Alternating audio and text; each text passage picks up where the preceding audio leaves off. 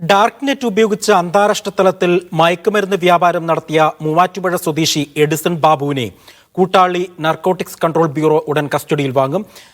എഡിസന്റെ സാമ്പത്തിക ഇടപാടുകൾ അടക്കമുള്ള നിർണായക വിവരങ്ങൾ NCBക്ക് ലഭിച്ചിട്ടുണ്ട്. ജയിലിലുള്ള എഡിസന്റെ ഇടപാടുകാരെ കണ്ടെത്താനുള്ള അന്വേഷണം തുടരുകയാണ്. നാർക്കോട്ടിക്സ് കൺട്രോൾ ബ്യൂറോയുടെ പിടിയിലായ എഡിസൺ ബാബുവും കൂട്ടാളി അരുൺ തോമസും ഇപ്പോൾ മൂവാറ്റുപുഴ സബ് ജയിലിലാണ് കഴിയുന്നത്. ഇരുവരുടെയും കസ്റ്റഡിക്കായി തിങ്കളാഴ്ച അന്വേഷണ സംഘം എറണാകുളം കോടതിയിൽ അപേക്ഷ സമർപ്പിക്കും. 1 കോടിയിലേറെ മൂല്യമുള്ള ക്രിപ്റ്റോ കറൻസി എഡിസന്റെ പക്കൽ നിന്ന് കണ്ടെത്തിയിട്ടുണ്ട്. ഇതിനു പുറമെ 10ഓളം ബാങ്ക് അക്കൗണ്ടുകളുടെ വിവരങ്ങളും ലഭിച്ചു. മൂവാറ്റുപുഴ വാഴക്കുളത്തെ എഡിസന്റെ സ്ഥലത്ത് ബഹുനില ഷോപ്പിംഗ് കോംപ്ലക്സ് നിർമ്മാണം നടക്കുകയാണ്. അന്താരാഷ്ട്ര തലത്തിൽ നടത്തിയ ഇടപാടുകൾ വഴി എഡിസൺ സമ്പാദിച്ച കോടികൾ എവിടെയൊക്കെ നിക്ഷേപിച്ചുവെന്നാണ് NCB അന്വേഷിക്കുന്നത്. എഡിസണും അരുണും ചേർന്ന് 1000ഓളം വ്യക്തികൾക്ക് കെറ്റമീനും LSDയും വിൽപ്പന നടത്തിയിട്ടുണ്ട്. 10 വർഷമായി എഡിസൺ ഡാർക്ക് നെറ്റിലുണ്ട്.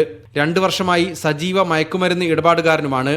ഇന്ത്യയിലെ എല്ലാ സംസ്ഥാനങ്ങളിലും എഡിസന് ഉപഭോക്താക്കളുണ്ട്. ജയിലിൽ കഴിയുന്ന പീരുമേട് സ്വദേശികളായ ഡിയോൾ, അഞ്ജു എന്നീ മയക്കുമരുന്ന് കച്ചവടക്കാരും എഡിസണും തമ്മിലുള്ള ബന്ധവും NCB അന്വേഷിക്കുന്നുണ്ട്. ആഗോളതലത്തിൽ വൻ ഇടപാടുകൾ നടത്തുന്ന എഡിസണുമായി ബന്ധമുള്ള നിരവധി പേർ രാജ്യത്തും വിദേശത്തുമായി കഴിയുന്നുണ്ട്. ഇവരെ കണ്ടെത്താനുള്ള ശ്രമകരമായ ദൗത്യത്തിലാണ് narcotics control bureau. Media 1 Kochi.